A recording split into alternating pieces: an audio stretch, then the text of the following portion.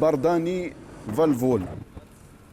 اوكي. يعني اليوم من المنتظر كذلك، لان عندنا جوج سبرينت اليوم في الكيلومتر 61، وفي الكيلومتر لا في الكيلومتر 20، وفي الكيلومتر 81. نعم. وعند سبرينت لان الكل يريد ان يحصل على البونيس، فيتم التزاحم. فلا بد ان اركز على شيء هنا. اذا كنا نحن نقول تزاحموا تراحموا، فالدراجون لا يتزاحمون ولا يتراحمون بل يتصارعون، ومن تمكن من اسقاط الاخر فانه لا يرحمه. يعني الدراج يتزاحم ولا يتراحم. في رسم كل مرحلة دائما يحدد المنظم، ولاحظتها بكتيبات الطوافات كلها، الخط المستقيم الأخير 1600 متر بعرض 10 أمتار أو شيء. لماذا هذا التحديد الطول والعرض؟ لأن الدراجين راح يدخلوا بوقت متزامن ربما. لا، هو حسب جغرافيا والمدينة. مثلا في المدن الأوروبية الصغيرة التي يصل إليها بعض المرات هنالك منعرج 500 متر قبل الوصول. نعم. يكون هناك منعرج. هذه هي لحظة الانطلاق، ونحن دقائق أو ثواني وننتقل إلى كابينة التعليق إلى الزميل العربي المحمودي. وهذا أيضا من ميناء الوكرة، وهنا أيضا مرحلة السرعة الانترميديير، يعني المتوسطة، مرحلة السرعة الأولى. اليوم على الملكة الصغيرة، من سيكون الملك برأيك؟ الملكة الصغيرة هذا هو اسم لا بوتيت رين، هذا هو الاسم المجاز الذي يعطى للدراجة، وأصله الملكة الهولندية وينيمن التي كانت تهوى الدراجة، ولما يعني كانوا هي لنا نصبت ملكة وعمرها 10 سنوات في 1895. نعم. وكانت تهوى الدراجة، وكانوا يرونها لما تركب بشكل كانوا يقول دراجة الملكة، وفيما بعد تغيرت دراجة الملكة وأصبحت الملكة الصغيرة كناية عن الدراجة. على كل حال بهاللحظات سننتقل إلى كابينة التعليق إلى الزميل العربي المحمودي، وأنت سعيد ستشارك العربي في تحليل هذه المرحلة. بعد نهاية المرحلة سنعود مجددا وإياكم إلى الاستوديو التحليلي، لكنني في هذه اللحظات أترك الكلمة للزميل العربي المحمودي. تفضل.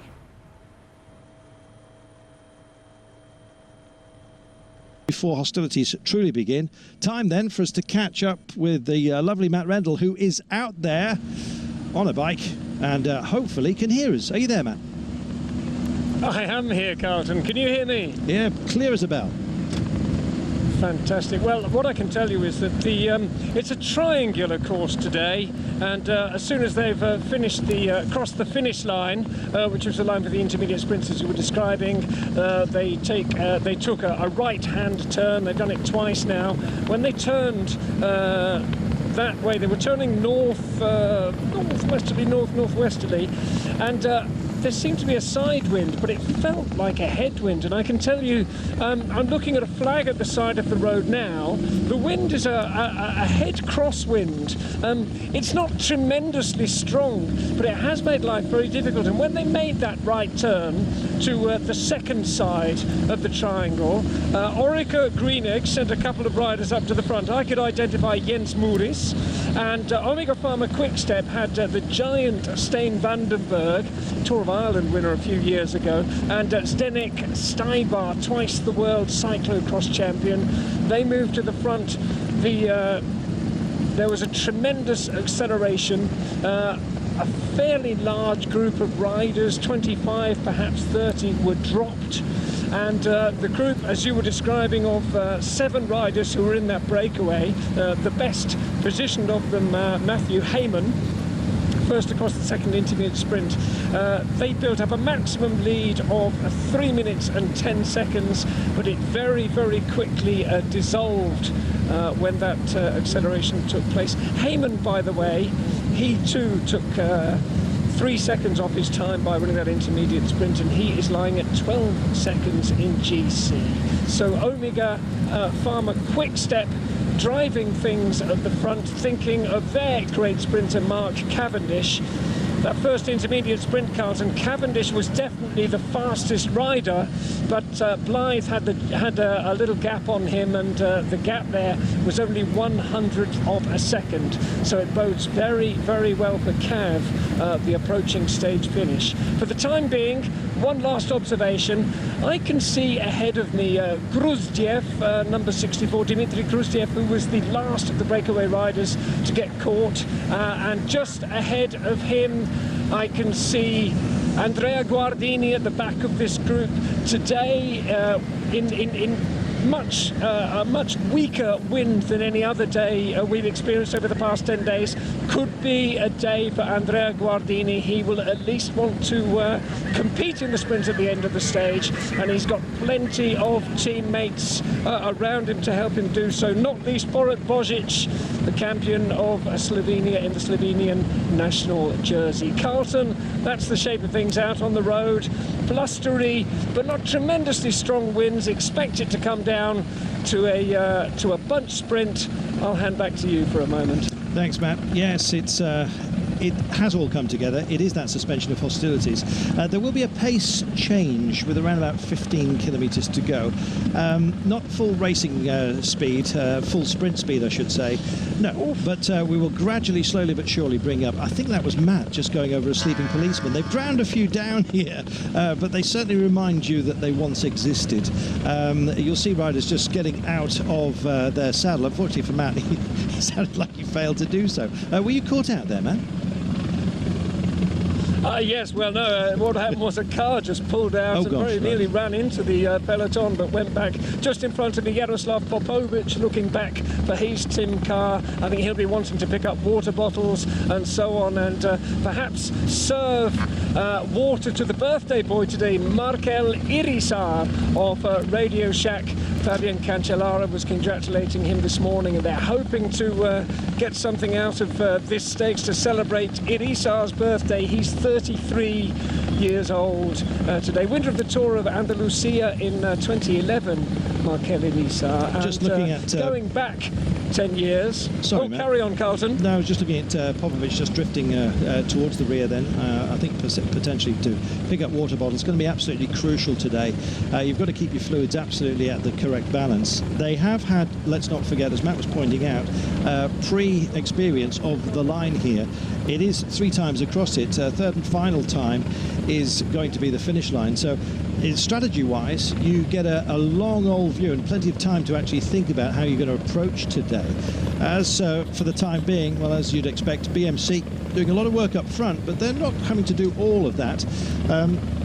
Not wanting to get caught out at any moment. Not that this is particularly testy. We have wide open highways here, and it's easy to stay safe. I think the only problem possibly would be, say for any untoward traffic, would just be a lack of concentration and a little touch of wheels, which can happen when you've got a sort of a benign stage such as this, and when hostilities have just been a little bit suspended. You don't want to be bunny hopping over that. It looks like it's being repaired, this roundabout. Just a slight break at the moment, nothing too serious. I think we've had a few just drop back and pick up fluids, but you can see the leaders may well have just knocked it off, and we've got an absolute complete peloton here, and there out front it is Quick Step, just easing themselves into the day. Mathieu Trentin, one of the potential lead-outs early, is there. Ilio Kaiser, of course, as well, one of my favourite riders, I've got to say, after his exploits in Turkey last year, where he fell, don't forget, as part of an escape group, had to remount, then realised the chain was off, put that back on. His lead of 18 seconds was diminished considerably, and then he had to time trial himself all the way to the line. Won't be any of those shenanigans today, I shouldn't have thought. We have got, however, a roundabout to deal with, and how you come through that at 1.7 kilometres to go is going to be potentially important, but you still got plenty of time to make amends for any mistakes that you may have made. First of the 2 roundabouts on the approach comes at 2.5 kilometres, then at 1.7, and then it is arrow straight down to the line. We've already seen those sprints contested. Mark Cavendish, who you see on your screen at the moment, was one of those. Keeping an eye ever present, Wilfred Peters, and it's yes, Mark, who Yeah, he looks reasonably relaxed now. I think he's got the sort of first part of the day out and done with. And I think, Matt, when you've played your strategy, you've played your cards on the day, all right, he got beaten in the first sprint, there's now just one job to do, and we've just got to wind in this road and deliver. Yes, well, I think he's confident now. The speed at which he came past Adam Blythe, albeit slightly mistimed, but he knows he's the fastest man here, and sent the Omega Pharma quick step train to the front as we made the turn heading into the wind, just to test group behind. About 25 riders got split off behind him. I would have thought part of that strategy was just to test Guardini, who beat Cav, of course, in stage 18 of the Giro d'Italia, the Tour of Italy last year, to see if Guardini was on his game. Guardini lost a little bit of time with respect to the rest of his teammates in the team time trial yesterday. I spoke to him about it this morning, and he said, I was cooked. First team time trial, first race of the season, couldn't keep with it, and just coming past me at the moment as I speak, Carlton, is Steve Cummings, one of 3 BMC riders who got dropped as we made the turn, and they are now making the junction with the peloton. And after plenty of testing moves, nothing decisive, the peloton, Carlton, is all together, no change. It's as if nothing had happened at all. Back to you. Yeah, it's kind of like that, isn't it? It's hardly a Sunday afternoon. You'd be hard pushed to actually keep up with these guys, but yes, relaxed, I think. Alan Davis just coming by us momentarily. The eternal second, it seems, in the Welter and the Rundfahrt and the like. 6th in the World Championships, the Australian. But yes, it's and Beppu as well, the ever-fresh escapee, it seems. No chance of that today. Anyone who thinks about going off the nose of this peloton is going to be wound in. With 24 to go, it's a kind of a no-risk strategy apart for everybody else. And you can see they're just starting to shoot the breeze ever so slightly, chatting away to each other. And why not? Gatis Smukilis, the time champion from Latvia, who was part of Katusha's good push yesterday, finished 5th in the time trial, having started reasonably early. I think surprised a few, although they have done that. They punch above their weight, really, Katusha. Oh, hello, we've got a little bit of road rash here. Somebody's been off today, and that looks a wee bit sore. And it's Marco Canola. Don't forget his teammate, Sasha Modolo, has a scapular problem. He is skateboard. It is his right wrist that is damaged, and he will spend the next couple of weeks on the rollers, I'm afraid. He's back in Italy already, we understand. Sasha not hanging around, not really wanting to dwell on things, and just find himself in familiar circumstances and continue his training regime to bring himself back into top form. 23 kilometres to go then. The sky absolutely beautiful today. A light breeze, just enough to cool you, but certainly to have not very much impact upon the peloton. We did have some gusts, however, earlier on today, and we thought that with the vectoring that does happen here, where the land heats up, the wind literally goes skyward, the temperatures go skyward, and as a result it leaves a void which is filled by a stiff breeze from the sea. We had a few blustery moments, but nothing serious. Then again, things can change. I'm at the finish line as we speak, and just looking at the tops of the trees here, I am protected within my little cabin. Yes, nobody's shirts are billowing, let's put it that way, except for the riders. And as you can see, it really is conversation time, Matt. So you've already nailed your flag to the mast today, saying that Andrea Gardini may do well. I think we're both having difficulty looking beyond Mark Cavendish, however, today. It really does suit him, but I was impressed by Edvald Boasson-Hagen and the way he got up for that first sprint as well. He looked like he means business. He's in good shape. Yes, he does, and I think anyone who could have stayed with Geraint Thomas yesterday as he put the rest of his team to the sword in yesterday's team time trial must be in good form. He seems to be fairly bulky, Edvald, sometimes not the most astute of tactical riders, but he's got a huge amount of power. Edvard Boasson Hagen, a rider some experts speak of in terms of being a potential Tour de France winner. That's the physical talent he has. But of course, compared with Cav, who is so immersed in the culture of cycling and studies the videos after the stages and wants to get everything absolutely right, is the tactical perfectionist as well as that astonishing physical gift he has.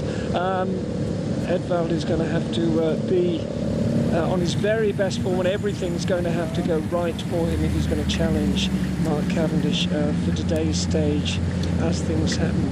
Just in front of the motorbike camera ahead of me, Carlton, is a Malaysian rider, young 22-year-old Adik Osman, who I was privileged enough to watch at the Tour of Langkawi, Tour of Taiwan last year. He was fourth in in a stage finishing in a 4-kilometer climb in the Tour of Taiwan, won by little Colombian Victor Nino. He was also fourth the following day in a sprint disputed between Roberto Ferrari and Jonathan Cantwell of Saxo Bank. I can't remember the life of me which one of the two won, but in fourth place was Adik Osman. He's young, he's Malaysian, he's with the Champion System team, a Chinese registered team, and it's wonderful to see him here. Now he and the other Asian riders here with Champion System are, it's guaranteed, going to take a kicking in this Tour of Qatar. But it is wonderful that they're here to have the chance, and I, for one, am very excited to see it. I agree some people, Carlton, as you know, have criticised the quality of the peloton here, but I think it's a fabulous group of riders. I think it's an early season celebration, apart from anything else, of world cycling. And Zhang showing that they have got some ambitions here. He was there second in that second intermediate sprint today, so they're prepared to show their nose. The Korean champions jersey. He's wearing the Korean champions jersey, which is why he's not in the blue and orange colours of the Champion System. So I think there's 12 or 13 national champions here, including China, Uzbekistan, Taiwan, with Fong Chung Kai, who's also with Champion System. So yes, plenty of colour. Let me come back to one thing. We were talking about Koledan a little earlier, Marco Koledan. Very, very talented individual pursuit rider with this very young Bardiani Valvole team. They have to justify their presence here. As you say, they've lost their leader, Sasha Modolo, but Koledan's teammate Andrea Di Corrado was in the 7-man breakaway that got away after the first intermediate sprint, and they're making their presence felt. How they're going to fare against really some of the best sprinters in the world, we come to the end of this stage in about 18 kilometres time. We'll see very soon. Carlton, God, that was a lot from me, wasn't it? Let's have some from you. Sorry about that. So I was just pouring myself a drink. There we are. Roger Kluge, you just saw him as well here. Fourth in 2010, so he's got prior knowledge too. Just with Team NetApp Enduro, who again yesterday perhaps a little bit disappointed, I think, with their team time trialling efforts. I was talking to Brian Smith, who's part of that making up the nose of the peloton right now. As you can see, it's Omega Pharma interspersed with the odd rider, and Orica Green Edge just making themselves felt as well. A little bit of stretching as well needing to be done here. It's not just about keeping your calves supple. Let's not forget that either, as Alan Davis makes his presence known as well up towards the front. Yeah, it's also about just keeping everything ready for action, including your mind, naturally enough. We saw Mark Cavendish just drifting back and having a word with Steve Cummings from BMC. I don't think Mark's looking for another team just yet. He's more than happy with the way things have settled down in Omega Pharma Quickstep.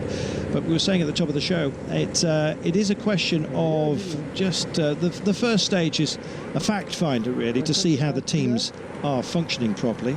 Yesterday was the time trial, and today I think it's fair to say is the first real proper day of racing where you've got your legs back, you've got your strategy, you've got a target as well, you know what you need to do.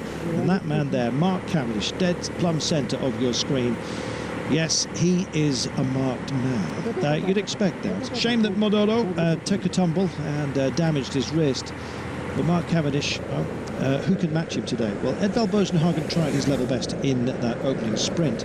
It was Adam Blythe that did a superb job of just edging him, and has added to his own credentials as far as his bid for the overall title is concerned. We were speculating yesterday about BMC's effort in the time trial and saying, you know, that's time in the bank.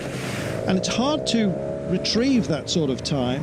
Mark giving it a good shot, but trimmed 2 seconds off his 20 deficit, 20 seconds after the team time trial yesterday. Omega Pharma finishing in 3rd place, but BMC absolutely nailed it. There is Boasson-Hagen, splendid in his Norwegian champions jersey. Geraint Thomas has had a shave. That's a blessing to everybody.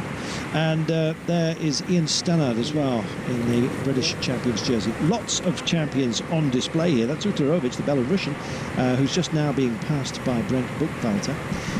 Brent looks great, actually. He's kind of grown into the role of leader.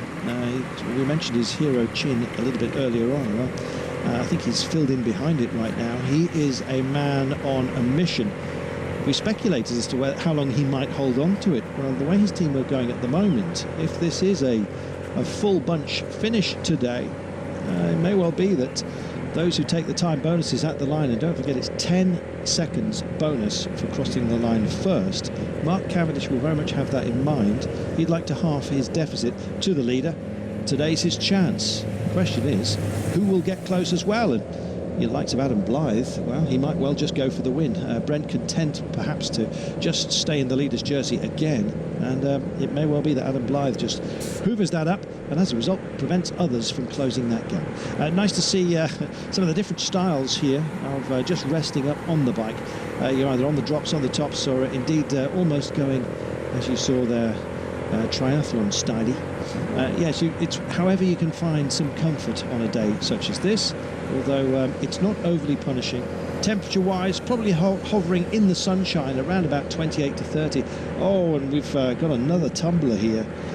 Goodness me, Steve Chenel, and that's not a nice place to take the road. I think he must have been in a sort of Superman pose to actually shred the side of his jersey such as that. One arm went up the road, and thankfully he's clearly none the worse for it, making light of it. Oh gosh, he took a roll as well, didn't he?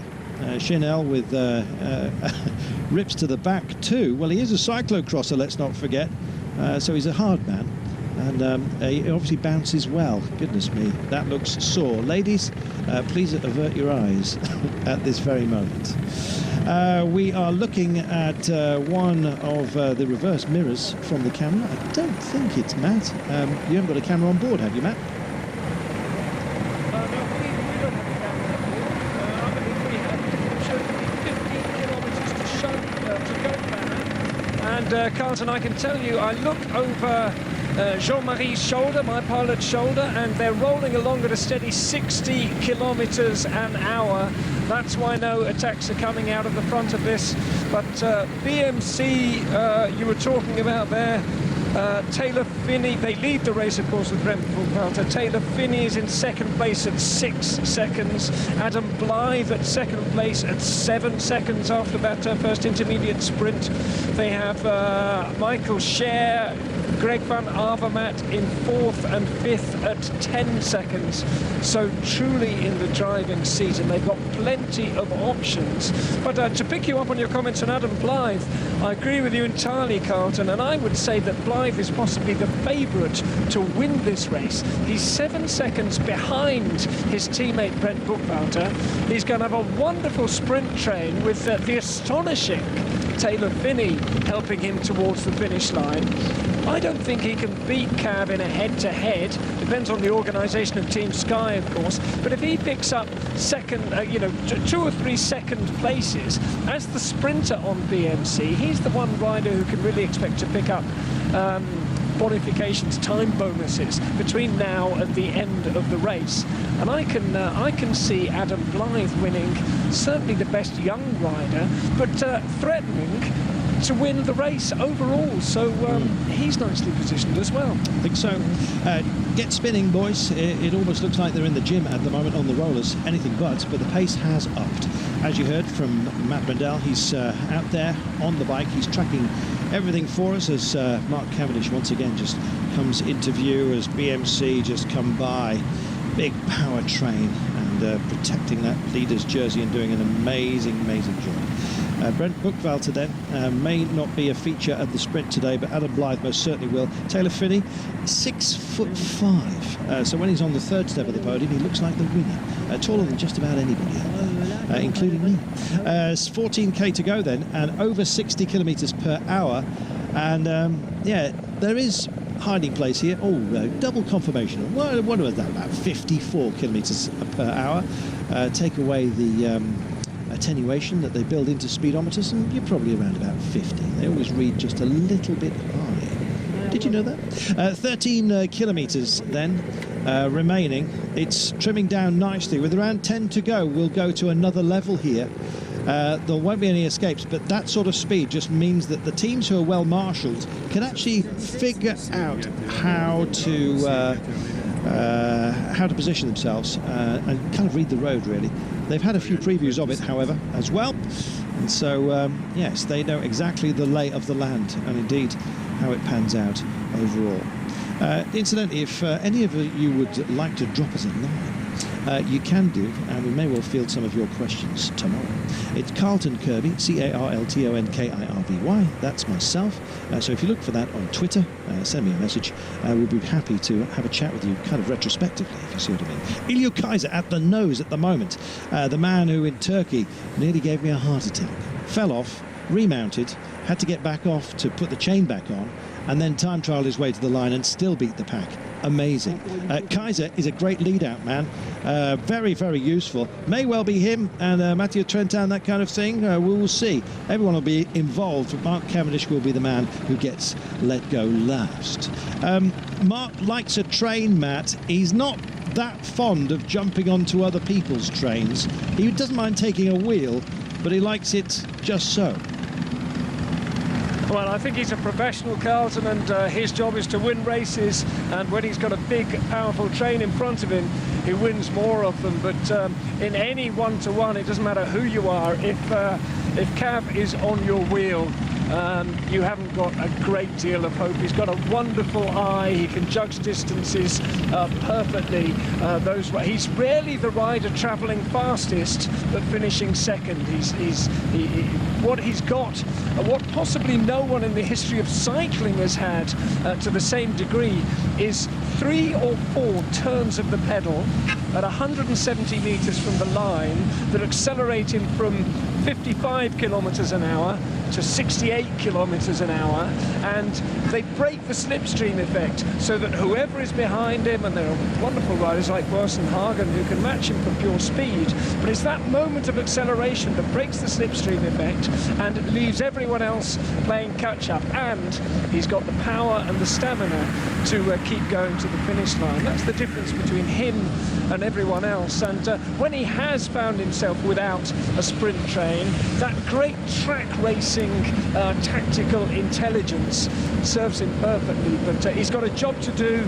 He does it best with a big sprint train in front of him, and with Omega Pharma Quick Step, you can be sure that with Cav, the perfectionist, laying down the law behind them, they will be organised, they will be effective. Carlton, we're just coming past the 10 kilometres to go sign, and for the time being, as you say, Omega Pharma Quick Step leading this out. Everyone else will be looking at them, and for the time being, we're at the back of the peloton from here. Order is beginning to crystallise in the group. There are clusters of colours, teams getting together. I can see Cannondale just at the rear here. They will be working for Elia Viviani. I can see some turquoise Astana jerseys. They will be working for Guardini, and I can see Guardini just ahead of me moving towards, but there are little gusts from the left-hand side. Oh, Well, a bottle went down and there was evasive action in the peloton just to avoid it. Sorry, Matt. There is peril on the road. There is. The speeds are high. Over to you, Carlton. Thanks, Matt. Yeah, we're inside the last 9 kilometres right now. Most of the pace being done by Omega Pharma Quickstep up front. BMC very much in touch with everything that is going on at the moment. AG2R quite fancy it today. They've been up there, and here come Astana. Never a tardy outfit at the best of times. Andrea Gardini is the man that they are looking to help out to here. Number 61, watch out for Gardini. He can go extraordinarily quickly. Cannondale, we've seen them, they're sort of resting up really. Viviani today? Possibly not. He may well be able to deliver something. If you want a prize fighter today, and a kind of an outsider really, and only if it gets a bit messy on the lead-in, then you can always rely on the likes of Juan Antonio Flecha, who used to do a great job leading out the great Oscar Freire, and also Mark Cavendish, of course. Cavendish has been with so many teams, it seems, and his teammates are so disparate because they were pretty good themselves, let's not forget, that he knows just about everyone out there. Sad thing for him is everyone knows him too and knows exactly how he operates. There may well be a little bit of shenanigans today as they try and just interfere with the Omega Pharma Quickstep train. And as a result, they're staying out in front, just not wanting to give any team the opportunity of even thinking about getting in the way. We pass a drive safely sign here. It shows a crash test. Yeah, it makes you think. Thankfully, it's been beautifully marshalled, this course here. It's generally quite obvious where you go as well, although we did have a split within one of the teams of the time trial yesterday. But it's kind of Route 1 today, just a couple of roundabouts to be dealt with. You can see our helicopter up there as well, bringing you these pictures, and hope you're enjoying it, by the way. It's been a fascinating sort of hors d'oeuvre to the season for many of you. I know this is, for some, your first glance. Big turn by Elio Kaiser. I don't know how much he's going to have left as part of a sprint train later on, possibly not much, because he's doing most of the work. Is the number 2 for Omega Pharma Quickstep. Kaiser doing a superb job. There goes Nicky Terpstra, the Dutch champion, wearing the Dutch flag, number 4. And as you just cast your eyes across the backs of some of the riders here, Bozic, the Slovenian champion, getting into position for Astana here. He's dragging up there the more familiar Astana blue colours, as you can see on your screen right now.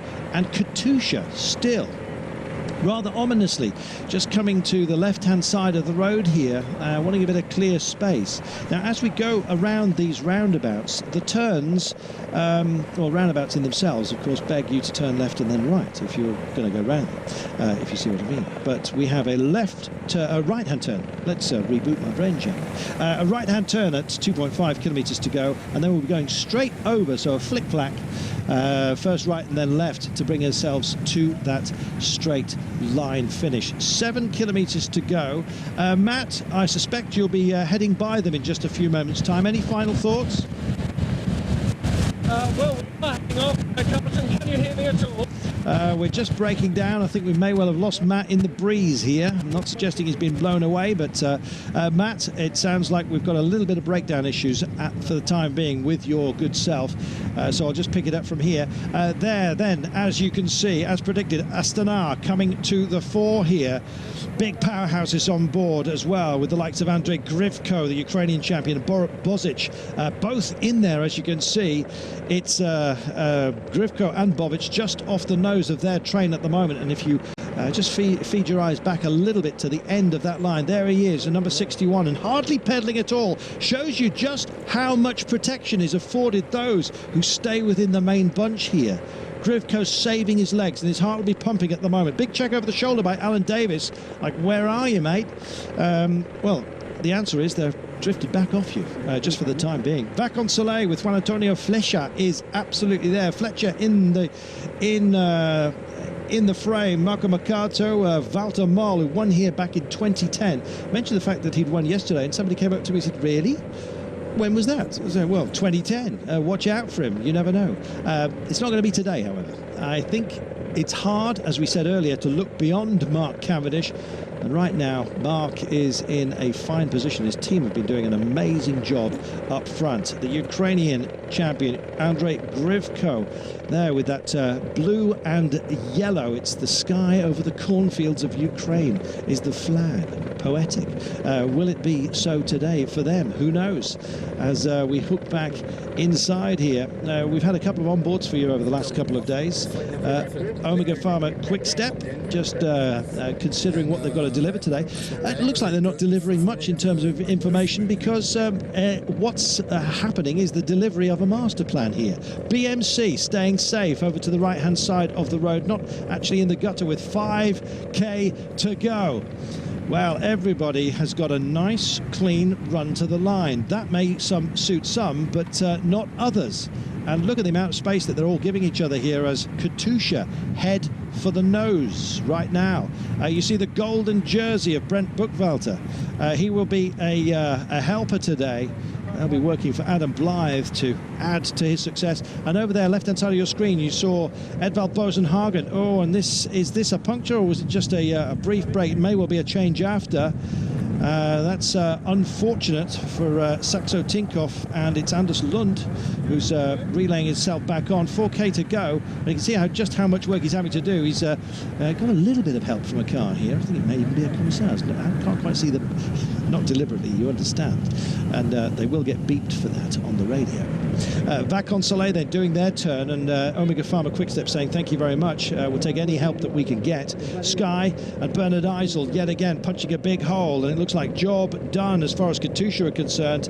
And Porsev, I think it is, Alexander Porsev, the big Belarusian champion from 2011 going back. 4 to go, there it is, confirmation of that. The graphic just slightly out. So 4 to go at this point as it starts to beckon now. I am punching above their weight in this one, and Sky suddenly make a turn of pace here. Ian Stannard in the white jersey in P3 at the moment. Matt Heyman and Bernie Eisel know how to ride here as well. And look at this, dead centre, plumb up the middle here. Cannondale also trying to join the party as we speak, and so Bondiani, Veloci, no Modulo perhaps, but why not Di Corrado? Yes, he can go quickly when he needs to. So, settle yourselves down, time for a big fireworks display right now.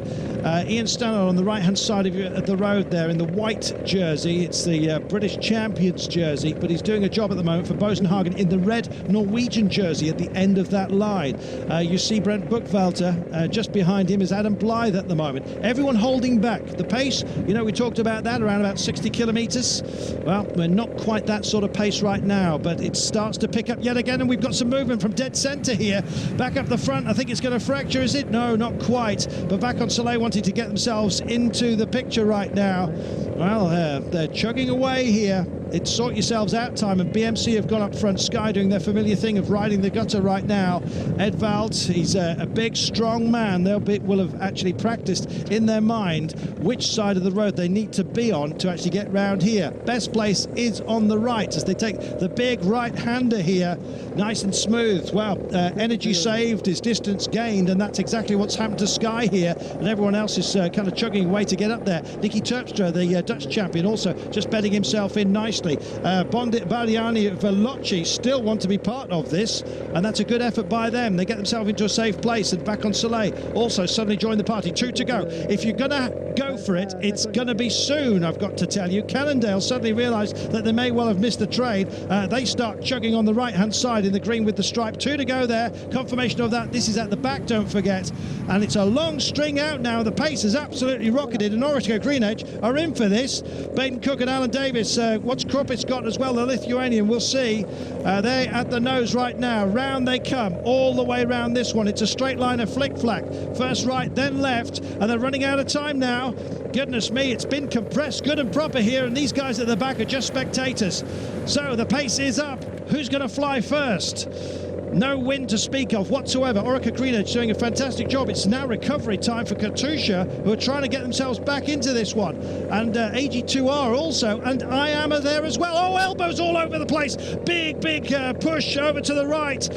Whoever was on the right-hand side, it looks like it was Sky, will probably have gained out of that. Neda Benjura also coming up towards the front, and the leader's jersey is bedded within it. It's a mess at the moment. I can see Mark Cavendish just got a sign of him, but it looks like his Omega Pharma team are not there with him, and Argos Shimano lighted up. Dagan Kolb tries to hit out here. Will that head start nodding? We will see. We're losing ground quicker and quicker here. There's a lot of argy-bargy, plenty of elbows, and we scan to see where Mark Cavendish is, and at the moment I just can't pick him out there. Well. Orica Greenedge just sort of look at each other here, and Argos Shimano could be a great result for them if John Dagan-Kolb gets himself sorted out. They're still weaving all over the place. Cannondale and Viviani start to pick it up right now. What have you got, fellas? And Mark Cavendish suddenly appears. He's on the back end of Bosenhagen. Bosenhagen drifts out, trying to find some space. Is there enough time for them to make it here? We're inside the last 200 metres. Bosenhagen on the right of your screen. It's Cavendish on the left. Is it going to be between those two? Oh, it's the line almost upon us. Cavendish hits the front, nearly there. Oh, and he delivers a big, huge grin that he's got. Bosenhagen on the drift there, and Orica Greenedge just edged out of it towards the end. What a shame for them. Kropitz didn't quite get there, but Mark Cavendish most certainly did. It's about timing, and he timed it beautifully.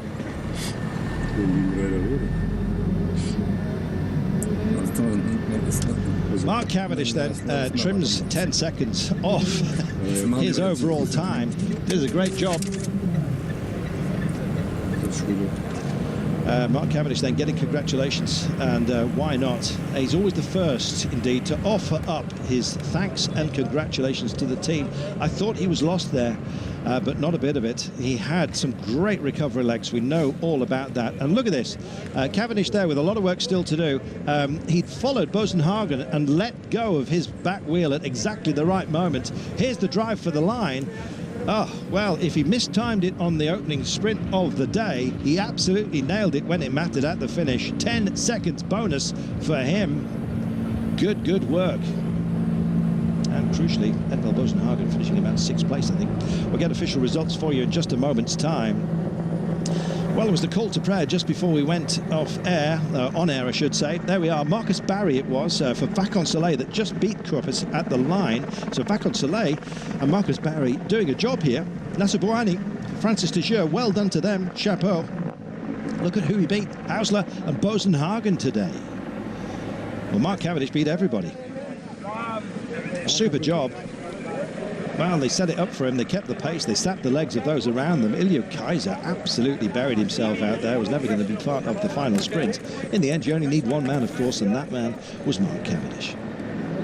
There we go. Great drive for the line. I was impressed with Aidis Kropitz, the Lithuanian. Did a super job there and kept it very, very honest. Vakon Soleil as well.